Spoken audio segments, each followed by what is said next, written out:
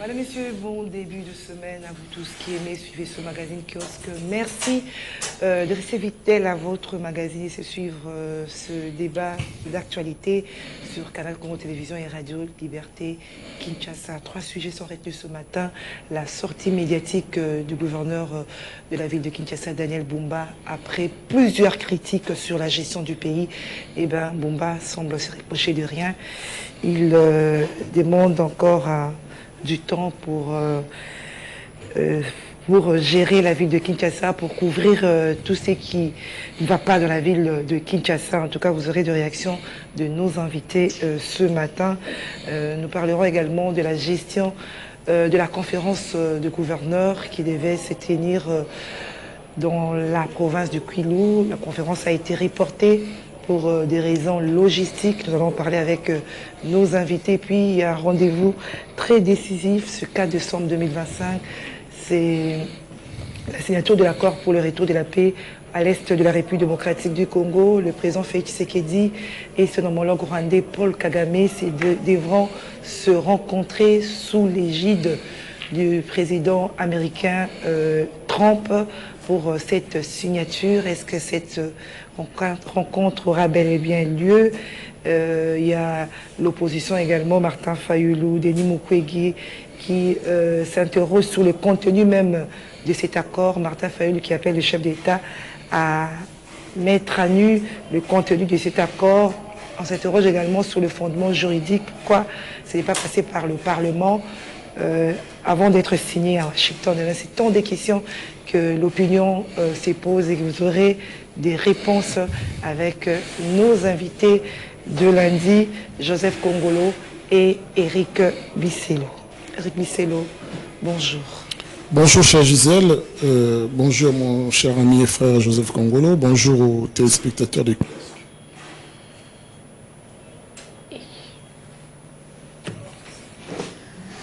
C'est pas possible.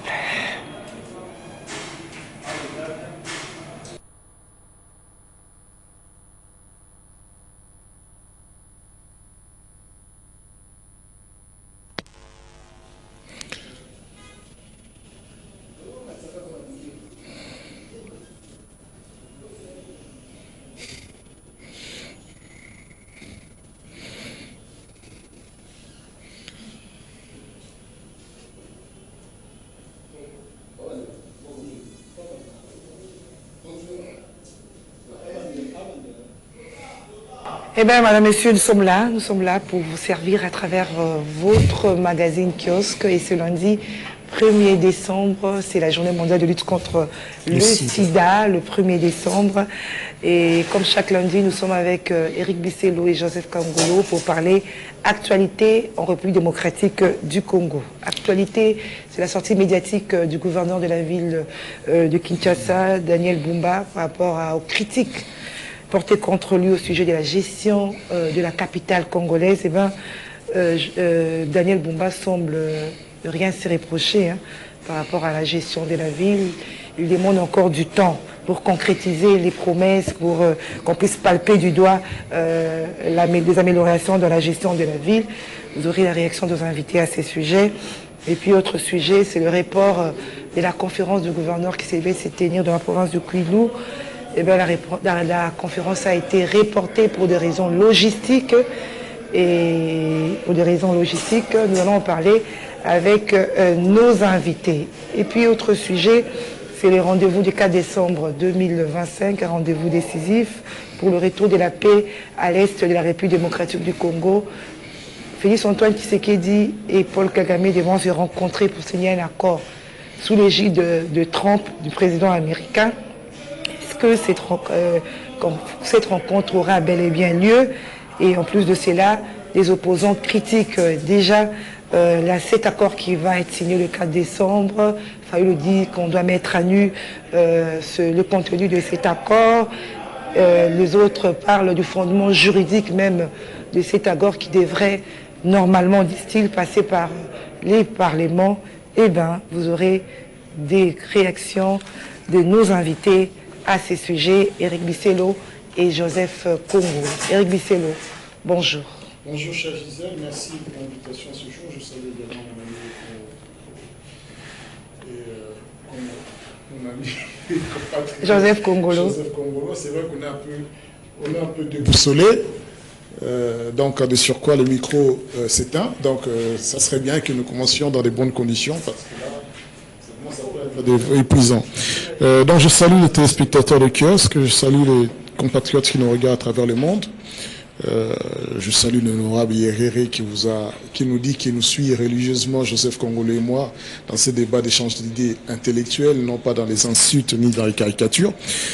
Cela dit, il y a quand même quelque chose qui a attiré mon regard ce matin, c'est un tableau de comparatif du nombre de collaborateurs à la présidence. Donc on a essayé de voir le nombre de collaborateurs à la présidence de la République démocratique du Congo, entre République démocratique du Congo et États-Unis, États-Unis et République démocratique du Congo et la France. En France, nous avons 822 agents civils et militaires au 31 décembre 2024. Aux États-Unis, nous avons 565 employés en 2024. En République démocratique du Congo, nous avons 8086 personnels politiques et administratifs en 2025. 8000 dans un pays qui n'arrive même pas à nourrir sa population. Ça s'appelle des emplois fictifs. Ça s'appelle quoi en fait? C'est quoi cette gabegie financière? C'est quoi cette gabegie financière? C'est quoi cette hérésie? Comment peut-on avoir en République démocratique du Congo 8086 employés au sein de l'administration politique de la présidence et 565 dans la plus grande puissance mondiale et 822 en France? Nous observons le fait que cette année déjà, sachant que la présidence de la République a déjà dépensé plus de 1 milliard de dollars, mon cher ami. Non, mais je ne sais pas la relation qu'a le régime de Tshisekedi avec l'argent, mais c'est quand même assez étourdissant ce chiffre.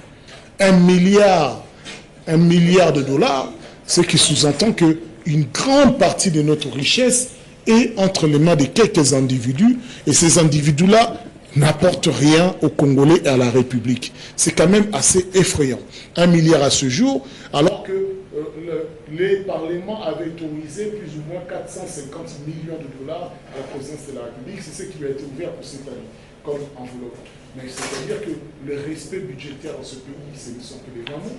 La loi budgétaire ne s'applique pas, il n'y a pas de contrôle, l'IGF n'existe pas à la présidence, ne contrôle pas la présidence, la Cour de compte ne contrôle pas la présidence, mais ce qui est fou, c'est que ces gens-là nous parlent en permanence des efforts de guerre, nous parlent en permanence qu'ils n'ont pas l'argent.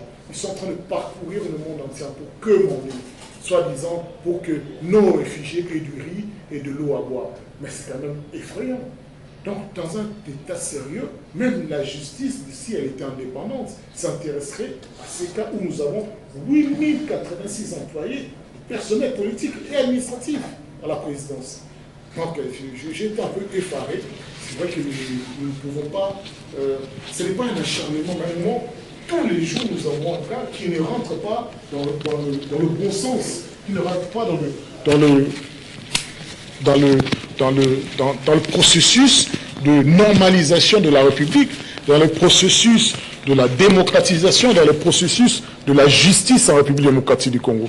Donc je crois que ce sont des chiffres qui m'ont alarmé, qui m'ont révolté, parce qu'en permanence je regarde ce que gagne un professeur, même d'université, en permanence je regarde ce que gagne une infirmière, un médecin, et les zones de désert médical. Donc tout cela a fait qu'en sorte, je suis en train de me demander, est-ce que nous avons des personnels politiques qui aiment, ou bien des gestionnaires de ce pays, qui aiment réellement ce pays et qui aiment les Congolais.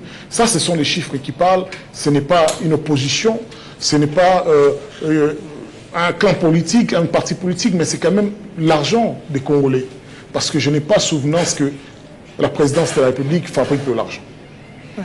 Merci Eric Missello. Joseph Kongolo, bonjour. Bonjour madame, bonjour à Eric, bonjour à tous les téléspectateurs, mais aussi tous les auditeurs que je suis en ce moment. Nous sommes présents, c'est lundi aujourd'hui, nous sommes là. Pour répondre ou dire un petit mot sur ce que mon ami Eric vient de dire tout à l'heure, c'est que quand on fait une étude comparative, il faut connaître les critères. Quand on parle présidence aux États-Unis, dans un régime présidentiel, et quand on parle présidence dans un régime semi-présidentiel, Et quand on parle présidence dans un régime qui est hybride, comme le nôtre, je crois qu'il y a des choses... il faut un critérium. Même lui qui a parlé, je suis sûr qu'il n'a pas l'idée sur les critères qui ont présidé à ce résultat. Je le pense. Pourquoi? Parce que notre pays est un pays en développement et que les deux autres pays qu'il a cités, ce sont des pays développés. Ici, chez nous, on a essayé tout simplement de rassembler certaines institutions à la présidence de la République et que dans des pays démocratiquement assez avancés, le pouvoir est transféré vers les institutions spécifiques qui ont une expertise autonomisée, ce qui n'est pas le cas ici chez nous. Pas seulement ici chez nous, en Afrique généralement ou dans tous les pays en voie de développement, il y a ce petit problème-là où le pouvoir n'est pas dans les institutions, mais plutôt beaucoup plus dans les individus que dans les institutions. Et nous comparons ces deux pays-là, ces deux bords, avec des pays développés et des pays non développés. Là où la plupart du pouvoir se trouve dans les institutions, et ici chez nous, c'est beaucoup plus dans les individus que dans les institutions. Nous sommes en développement. En développement, ces États là-bas sont déjà développés. Ce qui signifie déjà que j'aimerais bien voir les critériums qu'on a utilisés pour faire cette classification. Et j'aimerais aussi savoir les 8 millions, les 8 080 000, c'est ça, 80 000 8 086 personnes. Il parle du personnel de l'IGF, parce qu'il s'attachait à la présidence de la République. Il parle du service national, attaché à la République. Il parle de la plupart des services qui luttent contre la fraude, hein, le détournement et tout ça. C'est attaché à la présidence de la République. Voyez-vous? Et il parle du personnel administratif attaché à la République. C'est pourquoi je dis nous devons voir les critères pour jauger ou juger de la véracité de cette analyse comparative. Parce que c'est ça les méandres d'une comparaison, c'est qu'il faut partir sur les critères objectifs. Et de cette manière, on peut confirmer ou infirmer ce résultat-là. Mais je voudrais dire que si cela est vrai, ça veut dire qu'on a récupéré des institutions qui, ailleurs, sont des structures autonomes, alors qu'ici, chez nous, elles sont attachées à la présidence. Voyez-vous? C'est pourquoi j'ai dit qu'il faut pénétrer pour comprendre. Peut-être que notre système est meilleur que le leur. Nous ne savons pas. Voilà pourquoi il faut rentrer en profondeur à partir des critériums, voir si notre système est meilleur que le leur ou pas. Donc je n'ai pas vraiment beaucoup de choses à faire. Non, on ne peut pas comparer comme ça. Il faut voir. Non, j'ai dit ceci, je n'ai pas de critérium. Je n'ai pas les critériums sur base desquels on a pris ça. Et si à la présidence ici, chez nous, on parle de l'IGF, on parle de service national, on parle de tout ça comme relevant de la présidence de la République, eh bien, nous avons choisi ce modèle. C'est nous qui avons choisi ce modèle. Et le fait d'avoir choisi ce modèle, c'est le résultat qu'on compte. Est-ce que ça produit de résultats? Si oui, autant garder ce modèle. Malgré que là, c'est 550, là-bas, c'est 800. Nous pouvons garder ce modèle. Le problème, c'est quel est le résultat du système que nous avons choisi d'attacher un certain nombre de services à la présidence de la République. Voyez-vous? Ça, c'est un autre élément. J'ai encore entendu des gens dire le président a dépensé 900 millions de dollars. 1 milliard. Non, c'est 996 millions. 996 millions. Pour l'instant. Donc on arrive à 1 milliard avant la fin de l'année. C'est presque la même chose, c'est pas grave ça. Si, c'est grave. Attention, attention, attention. J'ai voulu, moi, savoir, dans le budget, est-ce que les gens savent lire le budget national? C'est important. Parce que c'est dans le même budget, tout ce qui concerne l'IGF, service national, et d'autres services, n'est-ce pas, sur la lutte contre, qui dépendent de la présidence, eh bien, leur budget est dans la dotation présidentielle. Vous comprenez? C'est dans la dotation présidentielle. Alors, pour faire une bonne analyse, il suffit d'abord de disséquer cette fondation, cette part de la présidence et voir à l'intérieur quelles sont les rubriques consommatrices de tout ce fonds. Et vous allez trouver tous ces services à l'intérieur. C'est comme ça qu'on peut faire une analyse complète pour présenter à l'opinion. Il ne faut pas faire des choses superficielles et essayer de présenter à l'opinion avec un sentiment de vouloir nuire, ainsi de suite. Je crois que de ce côté-là, je ne suis pas là. Je crois que sur le plan scientifique, j'aime garder la rigueur. Moi, quand on rattrape... Non, c'est pas clair ce qu'il a dit. D'autant plus que c'est mon biscuit, donc permettez-moi de réagir, parce que je crois qu'il a donné un certain nombre d'arguments qui vont plutôt en mon sens. Vous avez dit d'abord, nous sommes un pays en développement. Donc on ne peut pas se permettre d'avoir des manières récurrentes comme ça, une gabegie financière, exclusivement pour les personnels administratifs, une gabegie financière, c'est-à-dire que la gestion de notre budget national part essentiellement vers les politiques et l'administratif. 80% du budget national, ce qui n'est pas du tout acceptable. Donc cela dit, je reviens à dire, on parle ici, dans la présidence, 8086 personnes, personnel politique administratif. On ne parle pas d'institutions attachées. Et vous me direz qu'un agent de l'ADF, c'est un agent de la présidence.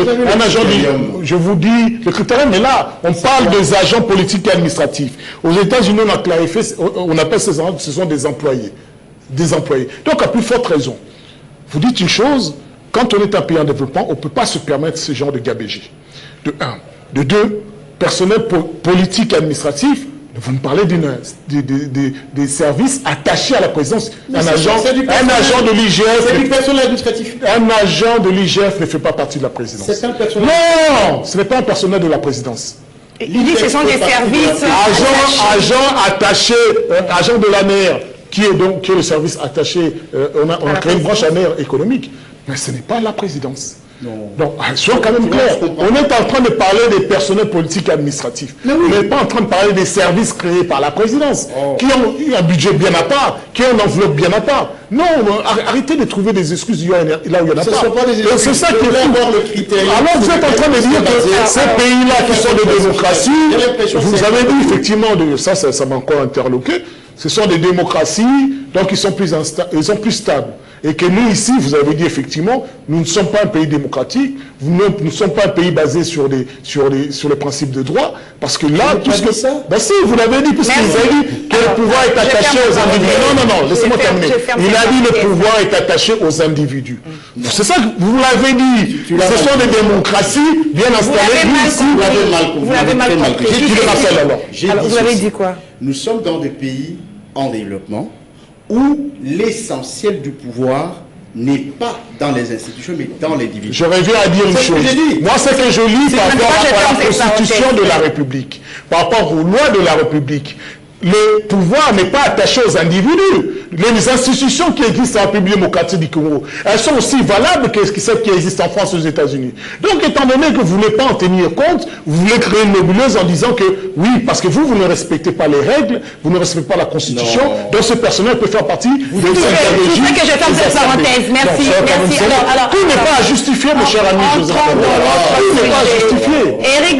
Éric Bissot, merci. Je ferme la parenthèse. Ok, merci madame. Merci. J'aimerais que vous puissiez placer un mot, parce que d'abord, chez nous, Kinshasa, avant d'aller dans le Quid, en tout cas, vous avez suivi le gouverneur de la ville, après des critiques sur la gestion de la ville de Kinshasa.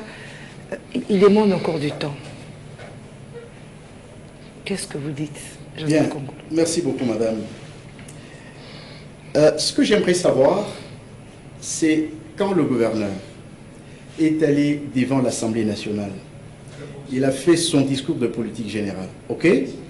C'est sur base de ces discours de politique générale qu'il a été accepté par l'Assemblée nationale, l'Assemblée provinciale comme gouverneur. Donc il a donné son projet de société, son plan de travail. Et si on doit l'apprécier, c'est d'abord et principalement en fonction du plan de travail. Ok? C'est ça. On doit l'apprécier en fonction du plan de travail. Et au jour d'aujourd'hui, le gouverneur a déjà fait combien d'années? Je crois que c'est 2 ans. En moyenne. Le gouverneur doit avoir combien? À peu près 2 ans. 2 ans, c'est environ presque la moitié du mandat de 5 ans. Sur terrain, on devait voir à peu près environ la moitié de les réalisations. Donc la moitié des réalisations qu'il avait déjà préconisées le jour de son discours. C'est ça l'importance de ces discours. C'est un discours de séduction. C'est ça son importance. Et selon vous, il a réalisé? C'est de comparer les priorités dégagées dans son discours-là par rapport aux affectations budgétaires. S'il a dit vrai, à travers le budget qu'il fait voter au niveau du Parlement provincial, au niveau de l'Assemblée provinciale, nous devons voir ressortir les priorités annoncées dans son discours, voir les affectations budgétaires aux services précis. À ce moment-là, on peut dire qu'il est dans le bon. Il ne peut pas, lui, dire aux gens qu'il est dans le bon alors que le terrain ne l'obéit pas. C'est ça le problème. Mon problème, c'est un problème de compétence, à la fois sur le gouverneur et sur l'Assemblée nationale, l'Assemblée provinciale qui le juge. C'est ça. La compétence, ce n'est pas une fabrique. Ce n'est pas une fabrique. On doit juger le gouverneur sur base de son propre programme, Vous l'avez accepté en tant que gouverneur sur base d'un programme. Prenez ce programme, jugez 2 ans plus tard, il a essayé de disséquer ce programme en 5 ans, parce que quand on fait un programme, c'est pour 5 ans. Alors, on doit voir le premier programme, voilà la première année, voici la deuxième année, voici la troisième, voici la quatrième. Est-ce que nous sommes à mi-chemin par rapport aux réalisations promises? C'est ça, c'est plus simple. Et votre analyse par rapport à ça, qu'est-ce que vous vous dites par rapport à ça? Non, par rapport à ça, il y a des secteurs où il n'existe pas. C'est l'assainissement. Il y a des secteurs où il n'existe pas. Et l'assainissement aujourd'hui, madame, ce qu'il faut savoir, c'est que quand on décide de faire la politique, il faut aussi apprendre quand on n'a pas appris mieux. C'est important. Ce que l'on appelle l'assainissement aujourd'hui est l'objet aujourd'hui de la santé publique. Le manque d'assainissement, ça a des répercussions sur la santé publique. Voyez-vous? C'est très important, même sur la circulation. Aujourd'hui, nous avons des embouteillages parfois, 2 fois. C'est à cause de l'état de route. On enlève toutes les mondices, on met sur la route, et puis, ça devient un problème. Tout ça. Donc, c'est lié. Il y a beaucoup de situations comme ça qui sont liées. Mais sur ce plan, il n'est pas là, il est nul. Il est nul. Et nous, ici, en principe, c'est un élément capital sur lequel on peut le juger, le démettre s'il le faut, parce que la ville est devenue trop sale. Elle est devenue trop sale. Mais comment il sera démis? C'est 2 ans après, madame. Comment il sera démis alors qu'il y a interdiction de motion, pétition? Non, ça c'est un fait politique. Madame, ne faites pas le mélange. D'ailleurs, malgré ça, on a éjecté un gouverneur, je crois. Je crois que c'est dans une des provinces ici. On a éjecté un gouverneur, malgré. Ça c'est le fait politique ici, dans les circonstances précises. Elles ne peuvent pas phagocyter le juridique. Vous voyez? C'est solidement installé. Vous ne pouvez pas demander à quelqu'un de ne pas jouir de son droit déclaré, un droit acquis. Ce n'est pas facile. Ce n'est pas facile. Surtout s'il n'y a pas des circonstances atténuantes, des situations très particulières, c'est très difficile. Il faut d'abord commencer par mettre les gens en condition, en réceptivité, pour pouvoir éviter ce que la loi dit. Or, ce n'est pas ce que le gouverneur a dit. Donc, je voudrais dire ici qu'en gros, le gouverneur doit être jugé sévèrement. Doit être jugé. Il ne faut pas dire qu'il a dit. Non, il n'a pas dit. Nous, on a constaté sur le terrain qu'il est vraiment en deçà de ce qu'il a promis. On est confronté avec la réalité sur terrain. Mais c'est ce qu'il fallait faire. C'est pourquoi je vous dis qu'il y a un problème de compétence de l'Assemblée provinciale. Il y a un problème de compétence. Madame, surtout quand on est nombreux, on est plus exposé à l'incompétence qu'à la compétence. Très souvent. Parce que vous avez des clients là-bas, vous avez des citoyens, des clients, des gens qui sont derrière le gouverneur, ainsi de suite, qui mangent, qui bouffent, qui vivent grâce au gouverneur. Ça devient difficile. Donc il fallait le juger sévèrement sur ses actions et essayer de faire l'évaluation s'il est dans le bon ou pas. Et dans ce cas-là, s'il fallait le démettre, il fallait le démettre, ou soit il faut donner un carton. Et la décision de le démettre, ça ne peut que venir de l'Assemblée nationale, pas de provinciale. Non, ce n'est pas l'Assemblée nationale. Non, l'Assemblée provinciale, c'est bien sûr, bien sûr. D'abord, sauf, vous savez qu'on a modifié cette constitution, toujours sur les instabilités des administrations provinciales, sauf s'il y a une crise qui persiste sur le terrain. À ce moment-là, le président de la République peut le démettre. Et dans ces cas, c'est pas une crise. Non, jusque-là, il n'y a pas une crise qui est persistante. Vous avez parlé des immondices, la saleté. Madame, tous ces mots qui rongent la capitale, c'est pas une crise. Très bien. Là, tu ouvres une notion principale de crise que beaucoup de gens ne savent pas ce que c'est. Il peut y avoir une crise, mais qui ne s'exprime pas. En ce moment-là, elle n'est pas un danger. D'accord? C'est comme actuellement, tu dis que l'assainissement du milieu, c'est une crise. Mais les gens semblent s'accommoder à cette crise. Vous perdez la virulence d'une crise. Ok? Elle ne se perçoit pas. Elle n'est plus une préoccupation politique urgente. Si, c'est une préoccupation. Parce que lorsqu'on a vu, par exemple, on a bâché les endroits sales à l'arrivée de l'émir du Qatar. Vous en avez fait un problème? Je n'ai pas vu les gens marcher, je n'ai pas vu les déclarations suffisantes. Il faut que les gens marchent, c'est ça. Madame, la politique se fait avec l'opinion.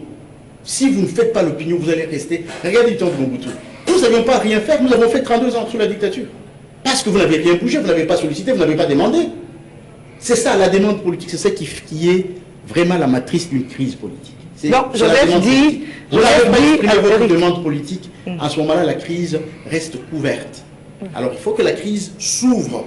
En ce moment-là, Le chef va intervenir. Absolument. Quand l'opinion se met debout pour telle ou telle autre chose, eh bien, tous les bureaux climatisés bougent et là, la crise commence à prendre des dimensions. Elle arrive à une dimension grave quand elle arrête le fonctionnement. À ce moment-là... Voilà, Éric Bisselo. Voilà. Nous partons de propos de Joseph Kongolo. Il faut que la population se lève et que ça bouge les chefs pour agir. Parce qu'on est là face à une décision du VPM de l'intérieur, hein, interdiction des motions dans les assemblées provinciales. Alors, je crois qu'on va parler d'abord de votre première question, la sortie médiatique des Oui, ça va de pair, Daniel c'est Bumba. toujours par rapport à ça. Okay. Il faut d'abord rappeler les principes, c'est que le gouverneur est élu au suffrage indirect. C'est-à-dire que la population quinoise a choisi des députés provinciaux qui, au sein de leur assemblée, ont mis en place un gouvernement. Ce gouvernement qui est un exécutif doit faire le travail et systématiquement à chaque moment, le travail déjà, promis lors de son programme, et deux, il doit revenir et il doit être contrôlé par l'Assemblée provinciale. C'est ça quand même une bonne administration, une démocratie, même indirecte, mais au moins parlante. C'est que nous avons vu depuis l'avènement de Daniel Bumba l'incapacité totale à administrer, à gérer. Quand il s'agissait des embouteillages, il essaie tantôt le sens unique, il essaie tantôt ça. Finalement, il n'y a pas de solution à l'embouteillage. Ce qui a réduit sensiblement les embouteillages, c'est deux choses. Les contrôles des vignettes et des contrôles, notamment des permis systématiquement, ou bien les tracasseries, on peut l'appeler comme ça. Et de deux, parfois les mauvais états de la route, où certains usagers préfèrent plutôt, surtout en cas de pluie, de ne pas prendre la route. Quand la pluie arrive, et cela met devant les autorités du pays, devant la réalité du problème. La réalité, elle est beaucoup plus profonde que cela. Et face à cette réalité, Daniel Bumba est parti se justifier, puisque oui, nous avons reçu l'émir de Qatar, et nous avons dû bâcher une partie de notre ville pour qu'ils ne voient pas dans quelle saleté, dans les immondices dans lesquels vivent les Congolais. Ce n'est pas juste des saletés comme ça, c'est là où vivent ces Congolais, là où ils vendent, ils mangent.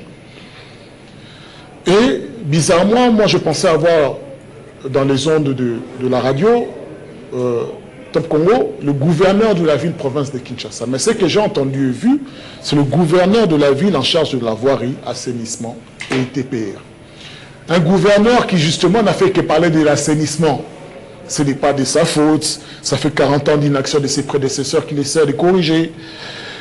Kinshasa a été construit pour 500 000 habitants. Donc ce sont toujours les mêmes excuses en fait. Il est en train d'avouer son incapacité à trouver des solutions. Joseph Kongolo a dit quelque chose de capital. Il nous a vendu du rêve, il nous a vendu une nouvelle Kinshasa. Je n'ai pas entendu Daniel Bumba sur 1h30 d'interview parler de son programme, de ce qu'il vendait aux Quinois. Il n'en a pas du tout pipé mot, comme si ça n'existait plus. En outre, il a été incapable, même avec la planification, de donner les dates des fins des travaux qu'il a initiés un peu partout sur la ville province de Kinshasa. Il nous parle de planification, c'est un bon gestionnaire, c'est quelqu'un qui est méthodique. Mais donner les dates, quand on est planification, on peut se tromper sur 1 mois, 2 mois, 6 mois, admettons. Mais au moins donner des échéances, il est incapable. Incompréhension de la capacité financière à mobiliser les fonds propres, parce qu'on a cessé d'entendre Daniel Bumba dire « Bon, l'argent vient de Foner, l'argent vient du gouvernement central, ce n'est pas moi qui les tiens. » Mais, ville, province de Kinshasa, non mais c'est une ville qui est riche. L'argent rentre en permanence et tout le temps et en cascade. Donc, je ne crois pas qu'il faut justifier, pleurer, dire on n'a pas d'argent pour poser l'action. Il a parlé que d'assainissement. Oh, on a fait des terrassés, on a débalayé, on a fait ci. Mais pendant ce temps-là, à part parler de la voirie, il n'a pas parlé du plan social du Quinois. Il n'a pas parlé de la sécurité. Quand on a voulu lui parler de la sécurité ou de l'insécurité à Kinshasa, et là, j'ai senti un gouverneur totalement détaché, cynique, méprisant l'égard des Quinois, qui dit « Oh, les Quinois, ils exagèrent, ils ne sont pas victimes des rapts, ils ne sont pas victimes d'enlèvements, de viols, des assassinats, où on voit effectivement des hommes en armes venir passer d'une maison à une autre, ce sont des faits. » Il dit « Non, c'est exagéré. Nous avons vu des bandits arriver dans une maison, violer, braquer même un commissariat dehors, rentrer dans l'appartement, dans la maison, violer, tuer quelqu'un, massacrer quelqu'un. » Lui, il dit « Ça n'existe pas. » Donc, il n'a jamais été sur le terrain voir la souffrance des Quinois et il dit non, je lis les rapports des services de renseignement. Donc, aucune compassion, aucune solidarité. Il ne descend pas sur le terrain, il dit que tout va bien. À part la pluie m'énerve, aujourd'hui on a les Quinois exagèrent, ils exagèrent sur leur souffrance, ce n'est pas pire. Donc, gouverneur de la ville-province de Kinshasa, après ces inondations qui ont causé des morts, après ces routes qui se sont simplement écroulées, laissant une partie des Quinois séparés du métropole, il ne dit rien même pour vous. Alors, par rapport à tout ça, Éric Bissel, tout ce que vous avez énuméré, Joseph Kongola aussi appuyé, mais il dit une chose, qu'il n'y a pas encore crise tant que la population ne s'est pas levée. La crise, elle est là. Il dit que la population ne s'est pas levée pour dénoncer, pour qu'il y ait intervention du président de la République. La crise, selon les textes, n'est pas dit qu'il faut une manifestation. Parce que même s'il y avait une manifestation, ce n'est pas une crise. C'est une crise institutionnelle. Mais lorsque la présidence dit dépêcher des agents de contrôle, lorsque le ministre de l'Intérieur dit dépêcher des agents de contrôle, c'est déjà en soi une crise de confiance, une crise de légitimité. Lorsque le ministre de l'Intérieur empêche l'exécutif, empêche les parlementaires provinciaux de faire leur travail, il y a une crise. D'ailleurs, n'a pas le droit, ni la présidence n'a pas le droit de contrôler le gouverneur. Donc on sent que ces gens-là, ils traitent le pays comme, mon cher Joseph Kongolais, ceux qui ont le pouvoir, ce n'est pas les institutions, ce ne sont pas les textes, ils traitent le pays comme ils traiteraient gérer leur maison. Mais Éric Bissel, ça aussi c'est dire une chose et son contraire, parce que vous dites que la crise est là, et que vous avez énuméré tous les problèmes ce sont des crises.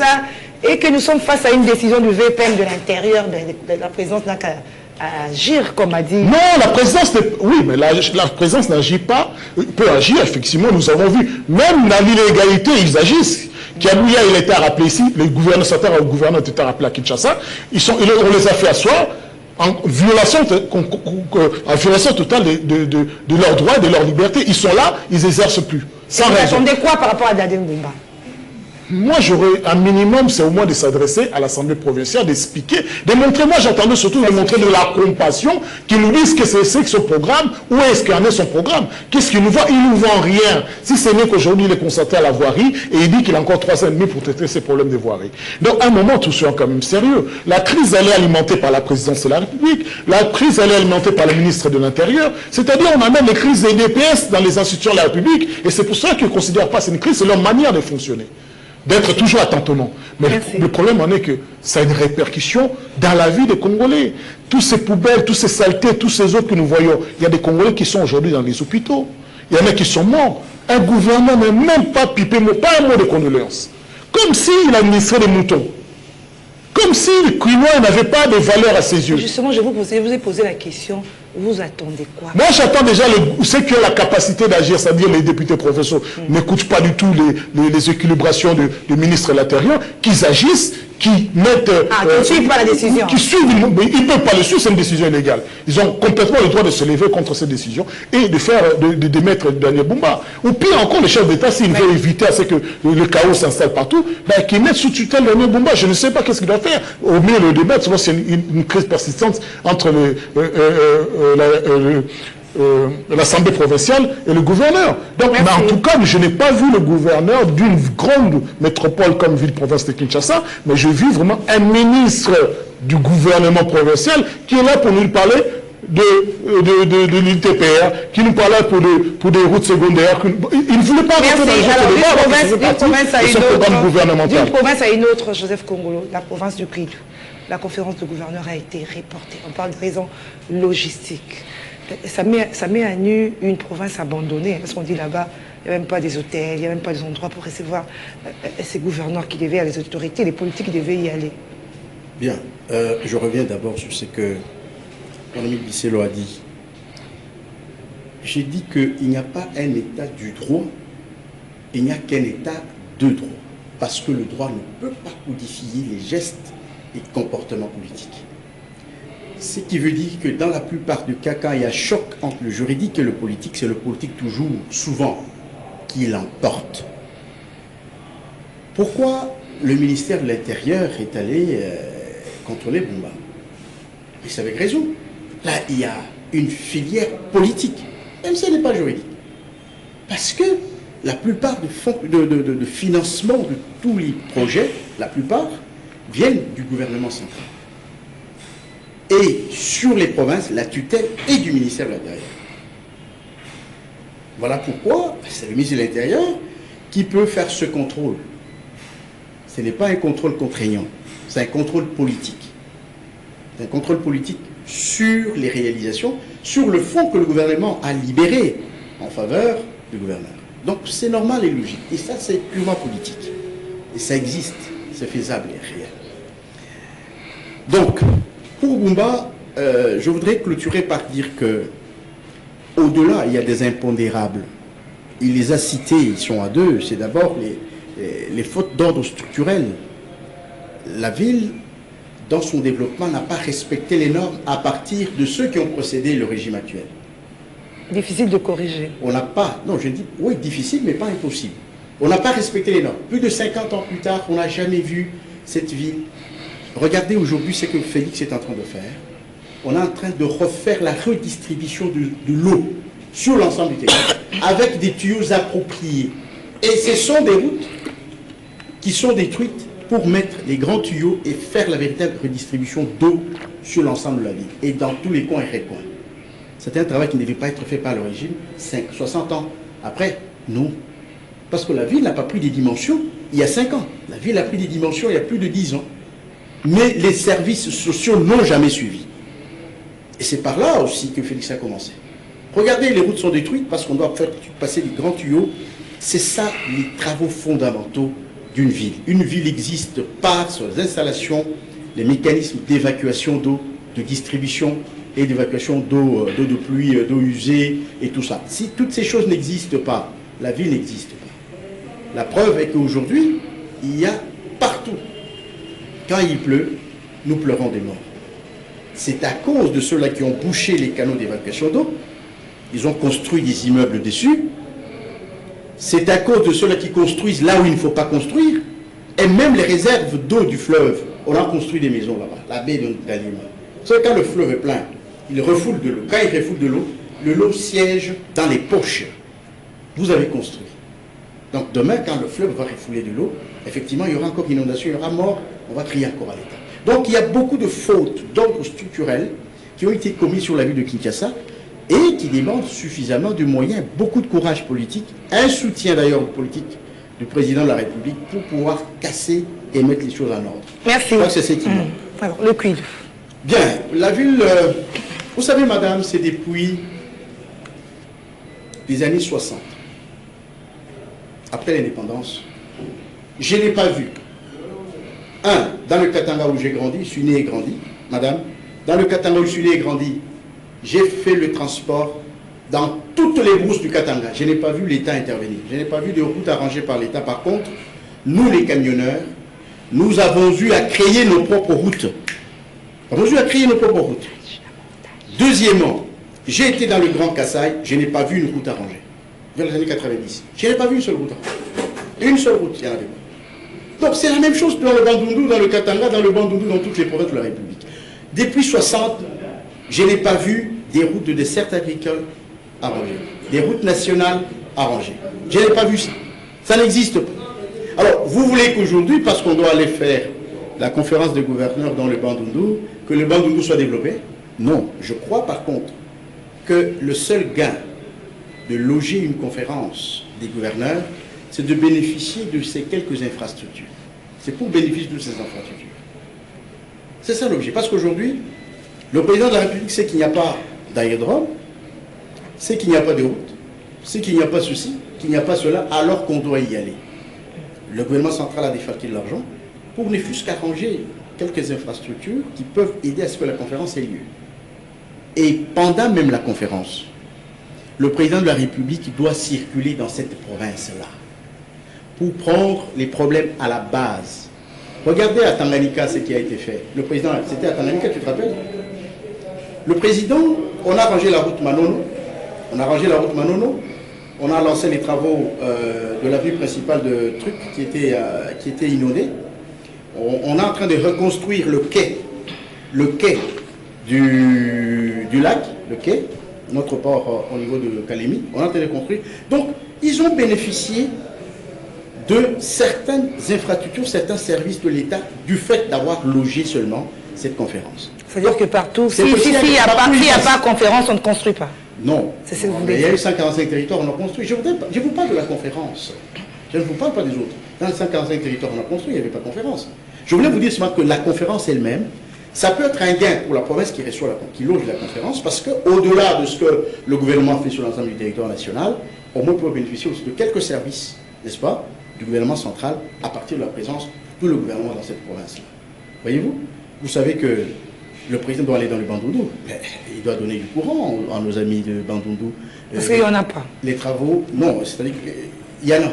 Sauf que ce n'est pas encore mieux redistribué. Donc, Mais l'impression que ça donne, c'est comme si ce coin est abandonné et on se focalise plus dans d'autres coins, Kasaï, autres. Qu'est-ce que vous dites là? C'est un peu de faire comme chaque pouvoir, hein. Quand c'est un swahiliphone, c'est du côté là qu'on arrange. Qu'est-ce que Mobutu a fait? Mobutu a fait 32 ans, il a fait quoi l'Équateur? Parce que c'est lui qui était au pouvoir, il a fait quoi? Kabila a été au pouvoir, il a fait quoi au Katanga? Il a construit son hôtel. Avec Kabila, on a parlé du code 243 pour du Bangala. Quoi encore? Il a construit un hôtel, inox ou hypnose. Qu'est-ce qu'il a encore construit au Katanga? Merci. C'est la volonté. Éric Bissé. Joseph Kongolo devrait réviser quand même l'histoire. Il verra que Mobutu n'a pas construit un hôtel à l'Équateur. Il a construit plus que ça. À un moment, il faut aller à la source. Quel impact sur sa population locale? C'est ça le développement. Construire un hôtel, je ne pense pas que ça soit l'élément principal d'un développement du Joseph Kongolo, je vais revenir à vous. Oui. Je vous ai dit, Mobutu n'a pas construit un hôtel plus que ça. Et donc, quand on parle justement des aéroports, monsieur? Parlez, je vais vous écouter. Joseph Kongolo. Les aéroports, des aéroports. Je crois que tu es quand même un rompu de la politique nationale. Avant de venir critiquer quelqu'un qui est au pouvoir pendant 30 ans, il faut d'abord se ressourcer. Je sais que vous avez l'habitude de frapper sur Kabila, je veux bien, mais sur Mobutu, c'est incontestable. Parce que je pense même que le papa de Félix Tshisekedi, ou bien même lui, Félix Tshisekedi, c'est ce que Mobutu avait laissé, mais que la République a négligé par la suite, comme même Netsele ici. Il faut suivre la question de madame. Non, j'ai le droit de répondre comme je veux. J'ai le droit de répondre comme je veux. Est-ce qu'il y a le pouvoir? Et je vous ai entendu dire effectivement que non, ce coin-là, c'est pas développé, mais vous avez parlé des 145 territoires, des milliards quasiment en frise. Qu'est-ce que vous en avez fait? C'est vous, c'est sous votre présidence. Parce que quand on parlait tout à l'heure de Nel Bumba, quand vous avez pris la parole, vous avez déversé sur Félix Tshisekedi, il est en train de faire ça. Donc on ne peut plus critiquer un gouvernant parce que ça atteint directement votre régime. Et votre régime, pour vous, c'est Félix Antoine Tshisekedi. On ne peut pas le critiquer. Libre à vous. On le critique parce qu'il a un devoir, on doit le critiquer. Bon. Il nous doit nous rendre compte, c'est pas le contraire quand même, soyons sérieux. Le pouvoir, c'est pas le pouvoir qui est né avec Félix Tshisekedi, on n'est pas dans un royaume. On est dans une république, on lui a confié ce pouvoir pour 5 ans, soyons quand même sérieux. Et peut-être 55, ils n'ont rien construit. Mais moi, je sais que je vais régulièrement à Kwilu. Kwilu n'est pas en soi désœuvré à ce point-là. Le problème en est que les conférences des gouverneurs est devenue une opportunité de villégiature pour ces hommes et femmes qui sont au gouvernement. Ils veulent vivre comme des pachas. Mais il y a des hôtels pour les recevoir. Dans les Kwilu. Oui, il y a des hôtels. Mais ils ne veulent pas des hôtels, ils veulent la luxure. C'est-à-dire quoi? Ils veulent, quand ils voyagent, ils ne veulent pas vivre ce que les Congolais vivent.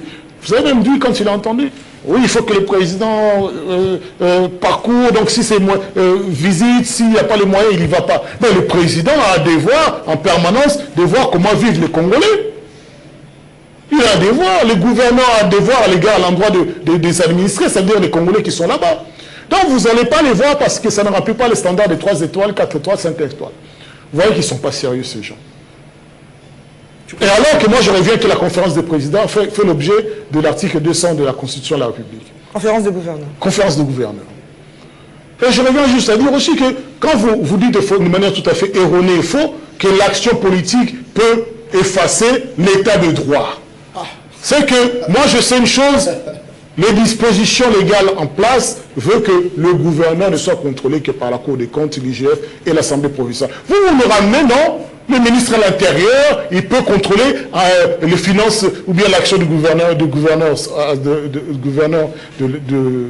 province. C'est totalement faux. Arrêtez avec l'action politique. Sous-entendu que vous êtes politicien, vous pouvez poser des actes contraires à la loi, contraires à l'état de droit, contraires à la bonne justice. Mais ça n'a pas de sens. Il y a un problème, il y a quelque chose qui ne va pas. Quand on écrit la loi, c'est pour tout le monde. La loi est impersonnelle. Et si vous avez effectivement quelques immunités spécifiques, la loi règle même votre compte, tout le monde a un juge naturel. Alors vous ne pouvez pas me dire si l'action politique, parce que nous ne regardons pas ce qui est écrit par la loi, nous regardons les caprices de nos gouvernants, donc c'est pour ça qu'on peut se permettre tout et rien. Je vois que juste que ce sont des gens qui ne sont pas sérieux. C'est juste ça, qui ne sont pas curieux. Chez Fifi Masuka, ils étaient tous partis. Parce qu'ils savaient qu'ils allaient tous revenir avec des enveloppes. Ah, ils savent que là-bas, il n'y a rien. Ah, non, chez Fifi Masuka, oui, des enveloppes. Non. Ici, il n'y a rien. Bon, ici, il y a quoi? Il y a des pannes, c'est les Congolais, c'est le village. Mais ça ne les intéresse pas, ça. Ils iront jamais. Ça ne les intéresse pas. On ne va pas leur donner des enveloppes. Ça ne les intéresse pas. Mais sinon, cette province aussi, parce que j'étais... Alors que c'est une province capitale stratégique. Oui. Non, au-delà des provinces, il y a des problèmes. Effectivement, il y a des problèmes vers Boulungu et compagnie. Il y a des problèmes vraiment sérieux des ethnies et des groupes tribaux. Il y a des problèmes. Mais au-delà de ça, le Kwilu est une province stratégique pour la République. Pour la République. C'est là-bas que nous avions la fabrique de l'huile de palme ou qui partait dans le monde entier. C'est là-bas que nous avons les palmiers nains, les palmiers de toutes sortes pour nous donner l'huile de palme qui est aujourd'hui un élément culinaire central. Qu'on a négligé. Qu'on a négligé, qu'on ne veut pas tenir compte, malgré les petites mesurettes par le développement rural, mais aux conséquences, rien sur le terrain. Parce qu'il le dit, c'est vrai, à un moment vous avez accusé Kabila, non, Kabila, les Bandundu, ils ne veulent pas parce qu'ils sont pro-Tshisekedi depuis la nuit des temps, c'est pour ça que cette province ne s'est pas développée. Mais ça fait 7 ans que le pro-Tshisekedi sont au pouvoir. Qu'est-ce qu'ils ont fait pour les grands Bandundu? Qu'est-ce qu'ils ont fait? Pour dire qu'arrêtez de trouver des prétextes. Là, non, c'est Kabila qui vous a laissé cette route qui est fonctionnelle jusqu'à Kwilu. Même ton catch, tu vois juste un Kwilu sans problème, tu vois comment maintenant. C'est Kabila qui vous a laissé cette route praticable. Et même ça va au-delà, Idiofa et compagnie. Alors à un moment, soyez un peu modeste. Si vous n'avez pas envie de voir comment vivent les Congolais, ceux qui vivent les Congolais, ne venez pas dire ici, c'est à cause du gouverneur, c'est à cause de Kabila, c'est à cause de Mobutu, quand même, soyons sérieux. Quand je vous parle ici, une présidence consomme $1 milliard en moins d'une année, vous dites que ce n'est pas grave, c'est normal, c'est 1 milliard, ça peut changer toute une région. Sinon c'est la situation de la province, parce qu'on ne veut pas se voir en face. Il y a des sérieux problèmes aussi. Il y a des sérieux problèmes, mais la province a des opportunités. Et effectivement, j'ai vu aussi que la présidence, bon, je dis la présidence ou le gouvernement central, est en train d'investir également là-bas. Donc ce n'est pas du tout quelque chose qu'on doit négliger, où on dit, ouais, c'est une misère totale. Ce n'est pas la misère totale, puis nous, c'est loin de là. C'est loin de là. Sauf qu'effectivement, moi, ce qui m'a toujours un peu fatigué, c'est ces contrôles permanents entre ici et là-bas, où vous voyez les agents de ANR, DGM, en renseignement, dans tous les 110 km, que ce soit ici à Kinkole, à Mekao et compagnie. C'est ça, juste ça. On dit, ben, est-ce qu'on est dans un état où on peut circuler librement ou pas? Les agents de ces renseignements sont censés filer les gens, voir effectivement si vous posez un certain nombre, mais laissez les Congolais circuler librement. À part ces tracasseries qui sont permanentes à l'endroit des Congolais qui se déplacent pour se chercher une vie, moi je ne vois aucune raison qui justifierait que le gouvernement central ne puisse pas, ou bien les gouverneurs des autres provinces n'arrivent pas à... Mais cette question, ce sujet de la conférence de gouverneurs, ça ne met pas sur la table cette question de l'autonomie des provinces. Il y a certaines personnes qui disent même fédéralisme. Est-ce que les provinces doivent être gérées de façon autonome pour assurer son développement? Bon, ce qui est vrai, c'est que tout ça, j'ai comme l'impression que les gens sont très incompétents pour faire comprendre à l'opinion ce que ça signifie. Et beaucoup de politiciens que vous voyez là-bas, des leaders des partis politiques, parfois ils ne savent même pas distinguer un régime, un système fortement décentralisé, fédéralisme, même le système régionalisé que nous avons ici. D'autres ne savent même pas le qualifier. Même pas les caractéristiques, ils ne savent pas vous les donner. C'est ça le plus grand problème. Expliquez alors. Nous n'avons pas des gens capables d'expliquer à l'opinion ces choses. Allez-y, faites-le. Ce n'est pas tout. Le fédéralisme, un système décentralisé, ce sont deux choses qui doivent être liées aux réalités locales. Ce n'est pas donné à tout le monde.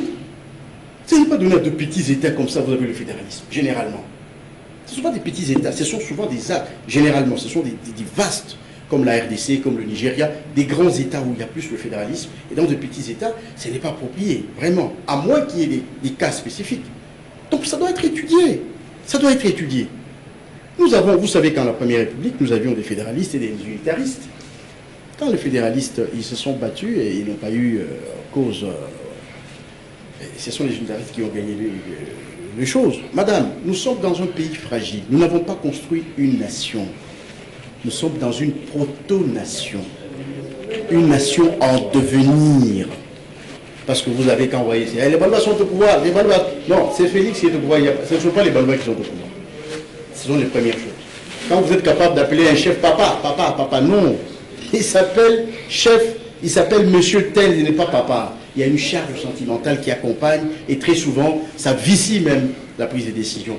Donc, ce que nous devons savoir, c'est qu'il faut commencer par préparer l'opinion. Il faut commencer par préparer l'opinion, former l'opinion avant de chercher un mécanisme qu'il faut placer sur cette opinion. Ce n'est pas comme ça, vous vous réveillez le matin. On fait le fédéralisme, comme nos amis, l'homme de Moïse Katumbi, là, c'est qui Kamitatu. Le Kamitatu, il se réveille comme ça, il trouve que, bon, avec ce système ici, nous ne savons pas exercer le pouvoir. Faisons le fédéralisme comme ça, nous pouvons nous en parler du Katanga, faire un effort pour entrer au pouvoir. Non, le fédéralisme, tous ces systèmes de gestion, d'administration ne se décrètent pas. Il faut faire des études et voir ce qui peut convenir à notre système. D'abord, au niveau de la culture politique des citoyens, ça c'est la première chose. Alors, et puis il y a la nécessité de la région, du pays lui-même. Donc il faut voir le pays.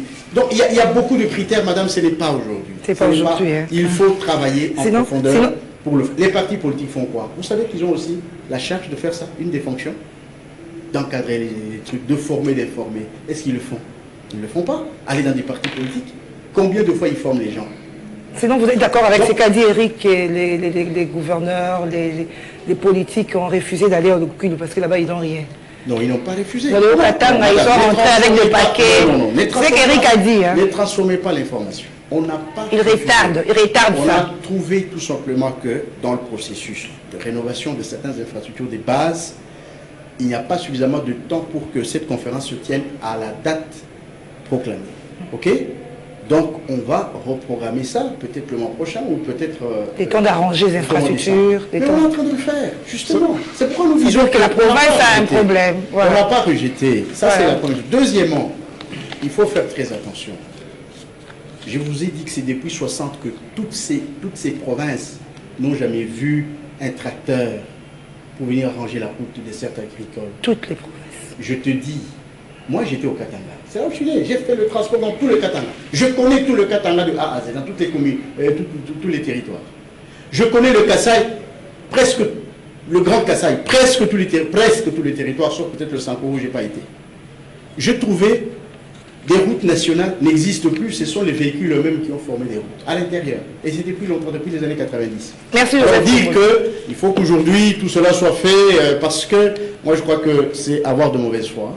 Merci. Il faut alors, que ces choses soient programmées. Voilà voilà pourquoi je dis 145 territoires, il faut lutter pour que ça entre dans la Constitution. Même si on ne sait pas les nommer 145 territoires, c'est une bonne politique pour que les provinces connaissent un développement. Au moins chaque année, on sait faire le bilan de ce que chaque porteur du pouvoir doit faire, de ce qu'il a fait à l'intérieur. Merci. Le rendez-vous du 4 décembre, c'est jeudi. Félix Tshisekedi, le président de la RDC, devra se rencontrer face à face avec Paul Kagame autour de Donald Trump. Eric Bissell, vous croyez à la tenue de cette rencontre? Tout d'abord, une dernière chose pour clôturer sur la province. Les échéances de 2 concerts de réunion de gouverneurs, c'est inscrit dans la loi, dans la Constitution de la République. C'est clairement énoncé. 2 fois an, il y a les conférences des gouverneurs. 2 fois an. Et donc ils savent, en principe, quand on a des gens sérieux, comme des gens un peu, ils sont tous comme Bumba, il vient dire planification, mais ils ne savent pas ce que la planification. Parce que c'est-à-dire, au sortir d'une conférence, vous préparez déjà la prochaine.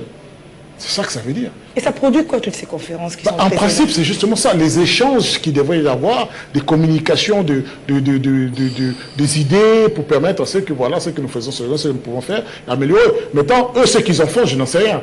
Peut-être aussi, c'est un moyen, ils ont qu'il y a un l'exatant, faire un peu de festivités, c'est leur droit. Enfin, c'est pas leur droit, on a l'habitude de l'incompétence généralisée dans ce régime, donc ça ne m'intéresse pas. Mais cela dit, ça devrait être l'opportunité des échanges entre les provinces, voir ce qui pourrait marcher chez vous, prendre un peu de contact, ça peut permettre aussi des échanges entre les entrepreneurs locaux, les opportunités locaux. Même, imaginons, on arrive, puis on voit qu'ils sont des spécialistes des palminiers, on leur ramène ça dans une autre région, ainsi de suite. Washington, nous avons 1 million de fois discuté sur l'accord de Washington, parce qu'il est ici question de finaliser cet accord. Nous avons dit que c'est un accord qui prive la République démocratique du Congo de sa souveraineté économique, de sa légitimité à préserver l'intégrité territoriale. Ça consacre effectivement la violation d'intégrité territoriale avec la présence des troupes rwandaises. Ça consacre éventuellement la violation de nos libertés, de nos droits, parce que nous partagerons ou bien nous céderons nos richesses minières aux entreprises américaines, qataris et de notre ensemble européenne aussi qui est dans l'assiette, et bien sûr rwandais, à part les entreprises congolaises qui n'existaient pas dans le domaine. Donc à un moment, nous savons qu'aujourd'hui, Tekwamba dit qu'ils avaient un pistolet sur la tempe pour pouvoir aller négocier. On ne sait pas ce qu'ils ont négocié. On ne sait pas qu'est-ce que ça vaut tout ça. Mais je crois que c'est l'initiative du pouvoir d'aller créer cet accord de Washington. C'est au pouvoir de savoir qu'est-ce qu'il va en faire. C'est pas à nous. C'est le pouvoir qui est parti à dépenser des millions de dollars pour rencontrer Trump, en espérant que Trump c'était un faiseur de paix, alors que Trump, ce n'est qu'un représentant des États-Unis, des intérêts américains, qui n'ont cessé d'exploiter la République démocratique du Congo, qui n'ont cessé de créer les troubles ici, parce que ça les arrange. Donc, à un moment, sur un consensus avec nous-mêmes, nous savons que c'est une erreur, c'est pour cela que ça a tardé à être signé, mais vu que certains ont besoin d'être corrigés par des actes, on les laisse aller jusqu'au bout. Mais les débats autour le fondement juridique, tant que juriste, que je dois parler par les... Qu'est-ce que vous en dites? Mais quand ils ont fini là-bas, c'est pas parce qu'ils sont partis signer que ça aura une valeur contraignante sur nous. Non, non. Il faut encore que ça passe à l'Assemblée nationale. C'est pour ça qu'ils sont donnés tous ces micmats pour essayer d'éjecter la seule personne camérée qui était capable de poser ce dossier-là sur la table, d'en discuter pour les intérêts de la République. Maintenant, ils ont un homme de paille qu'ils ont mis à la place pour dire on va faire passer tout cela comme à la Moulinex. Donc voilà. Le problème en est qu'aujourd'hui, cet accord violerait principalement les intérêts des Congolais et sur des décennies à venir.